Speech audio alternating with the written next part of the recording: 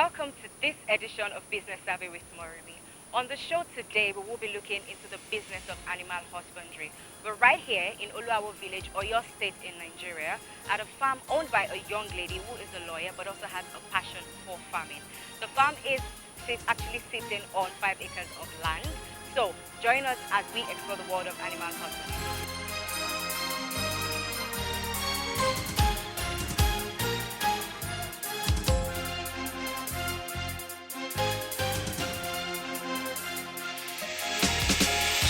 My name is Aisha Titilola. I am the CEO of Tad Videos Limited.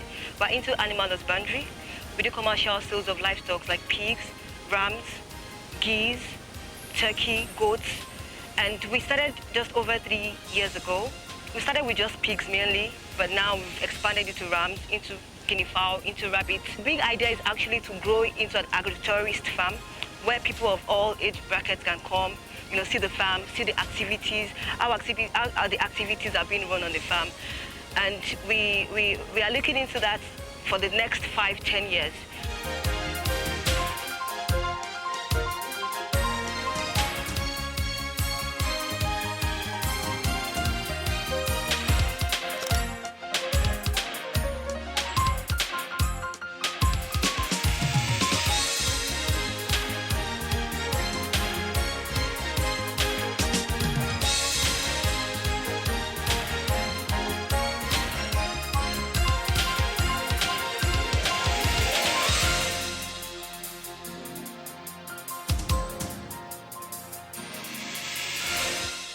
So what inspired you to go into farming?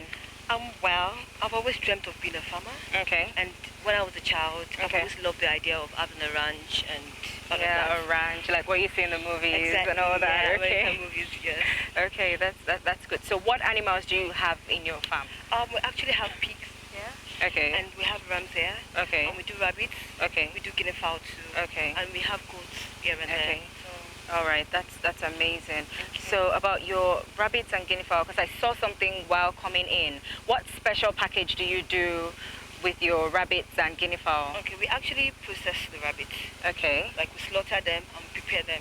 Okay. And the guinea fowl too. All right. So we do roasted rabbits and roasted guinea fowl. Oh, like and roasted duck. So like Arrowbay, like we normally call them bushmeats, right? Yes. Oh, that's amazing. So what are the nutritional benefits of eating them? Oh well, rabbits is very low in cholesterol. Okay. Yeah, and the white meat. Okay. And the fat content is very, very low. Okay. So for people with heart conditions, for people that are trying to watch their weight, obesity and all of that, rabbit is perfect. It's perfect meat. The protein is higher than that of beef and chicken. Oh, I'm sure a lot of people don't know about that, but I've learned something new today. Yeah. Okay, so I can't wait to go inside. Are you ready to show us what? Okay, so let's go. Yes, okay.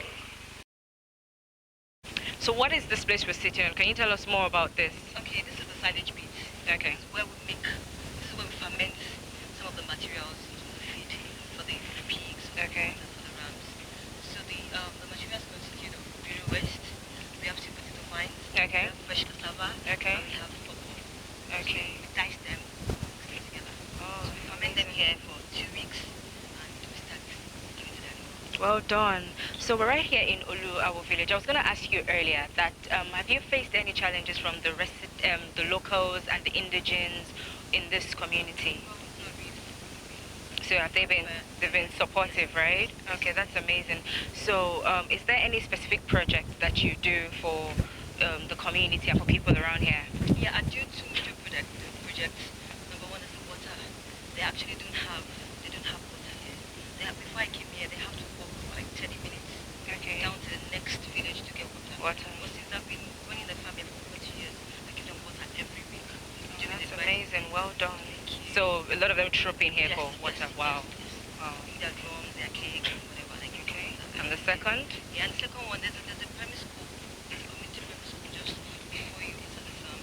So I provide materials, educational materials, textbooks, exercise books, pencils, and all of that. And sometimes, because some of those children, their uniforms are tattered, become very torn and all that. So I sweep uniforms for them, provide sandals. Oh, that's really amazing. Well done. We love what you do here. Okay, so I know you have cows. So can we go see the cows? No. I don't have Rams. cows. Okay, so let's go see the rams. Yeah, let's go.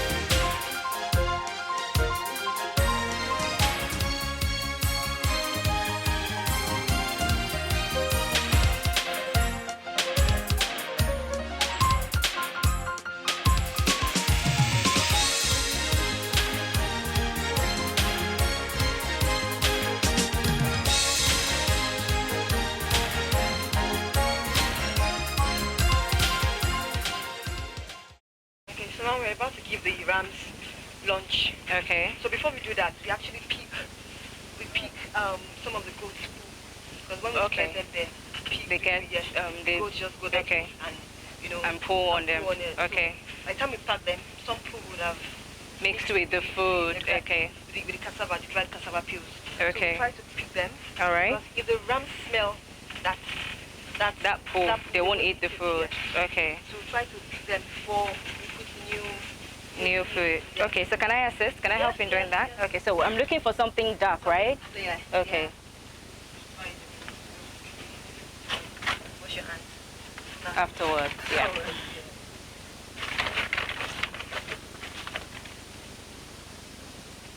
Okay, so talking about the indigents, have you had any,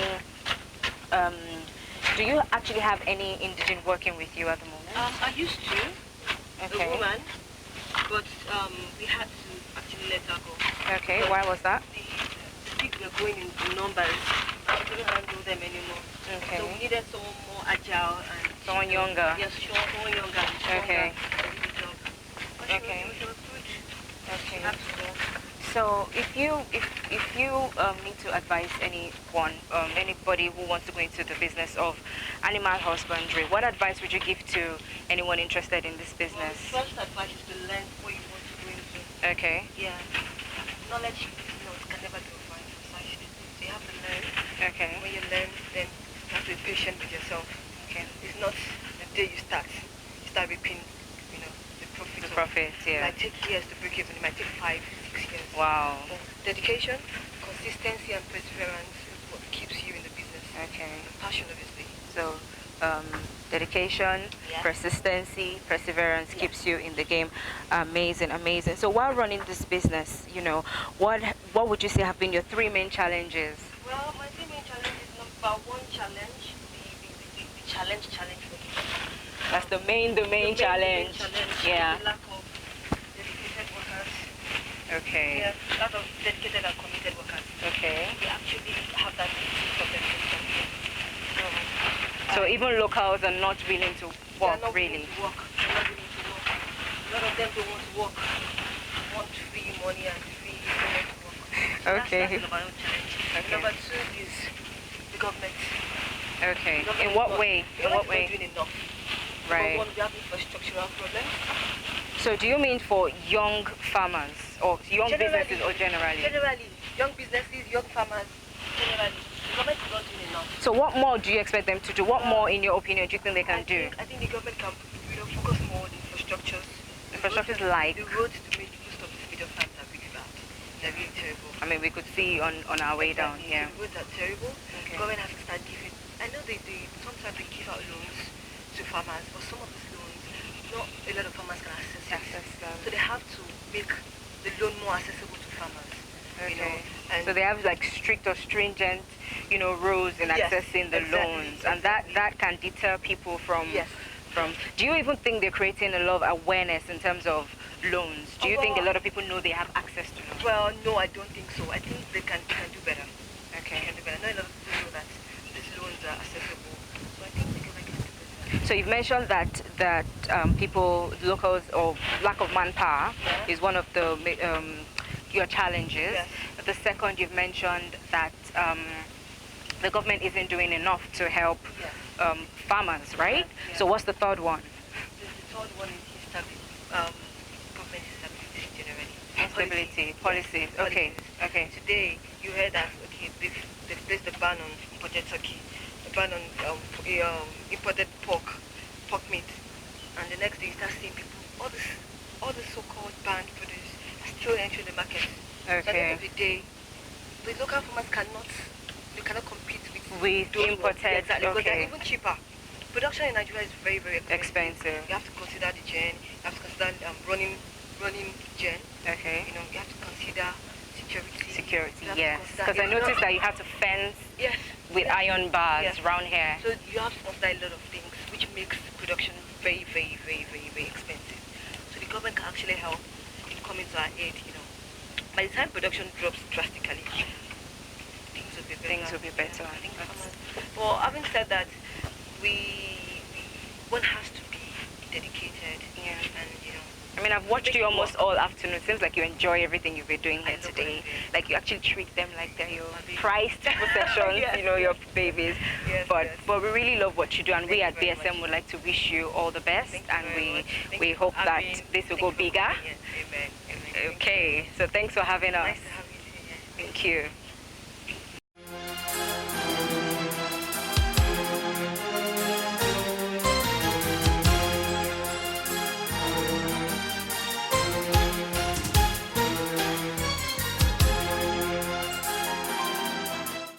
I'm Dr. Lawali, veterinary diagnostician, work with animal care consult. This morning I'm here to give tips on how to set up livestock production, especially poultry. Before setting up livestock production, we want to consider a lot of things. Number one is location, which is very, very important because if there's no good location, there won't be good production.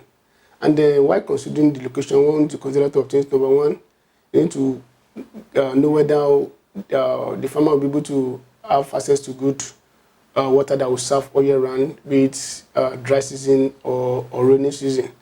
And then, aside that, we want to consider the security of the place too, because if there's good production without security of the environment, it will tantamount to, and because it won't yield positive returns.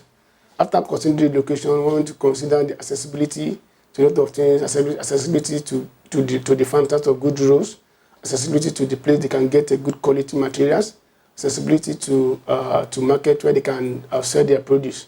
Because if farmers have a lot of good produce on this farm and there's no good accessibility to the market, he or she can sell the produce, it will really affect the production. After considering those things, we will now consider the system, the breeds or the farmers want to go for. Because in livestock production, we have different systems or system of rearing animals.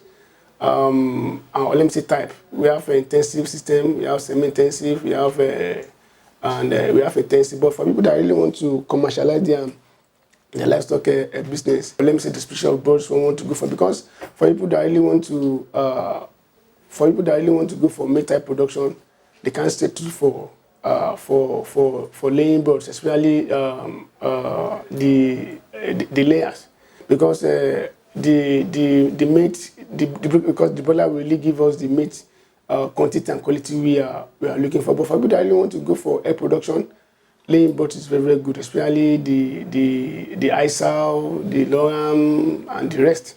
So after considering those things, one also needs to get professional advice, because these days we notice that some of the farmers, some farmers have money, but they don't really know how to go about using their money to get what they want.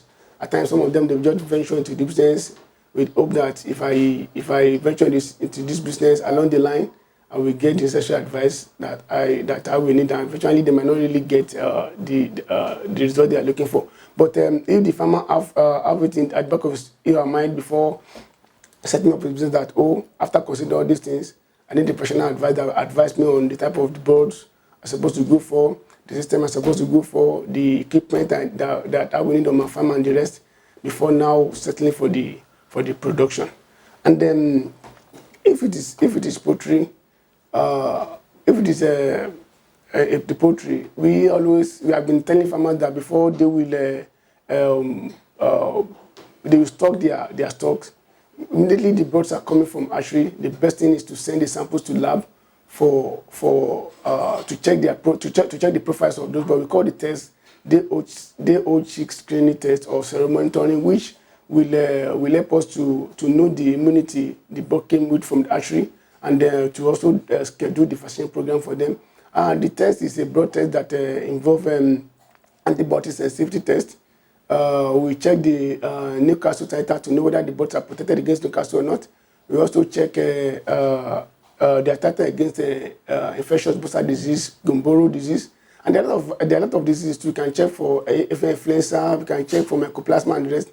So after checking the titers or the immune level of those diseases in the birds, we now schedule the program for them that will help them to manage the birds very well till the birds will start their laying or to will leave their farm. Well, if it is a meat-type production like broiler, we've been advising farmers not to allow their broilers to exceed 10 to 12 weeks on their farms. And if they bring the birds on time, when immediately they receive the birds from hatchery, we help them to schedule a program that will help them to manage the birds very well when the birds are still on their farm. And if it is the laying type birds, the egg laying birds, they send the samples to us here. We schedule a program for them that will help them to manage the birds around 17, 18 weeks that the birds will start their laying. And then if the farmer,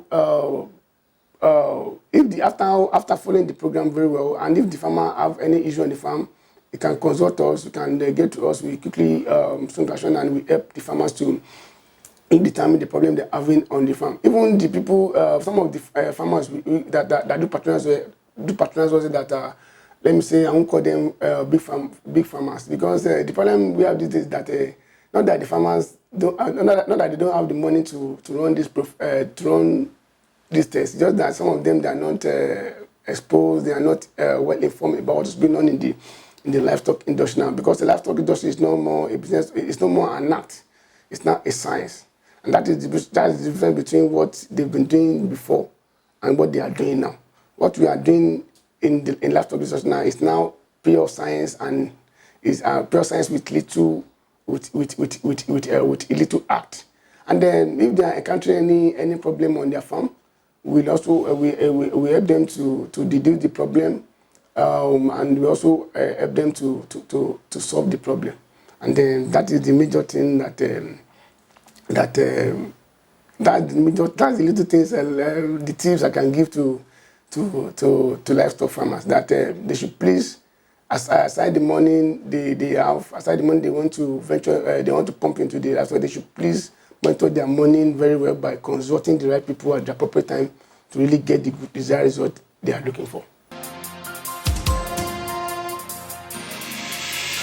I would just advise farmers that if they have any issue, if they have any problem, any challenges they are having on their farm, they should please visit us at Animal Care Diagnosis Lab, Care Lab.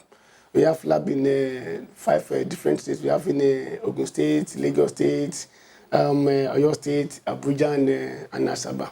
They can contact us, and we definitely help them out in salvaging the problem or challenges they are having on their farm.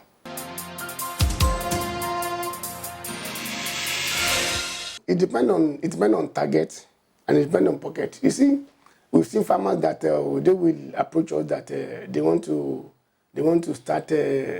rear 10,000 birds, and when we consider the money they have in their pocket, they can't even go beyond 500. So it depends on target, and it depends on the money the farmer has in his or her pocket. But roughly, if I want to start 1,000 laying birds from scratch, I will still need around 3.5 to 4 million naira from scratch. They will still need to buy land, purchase equipment they will use on their farm, buy birds, feed the birds, and the rest.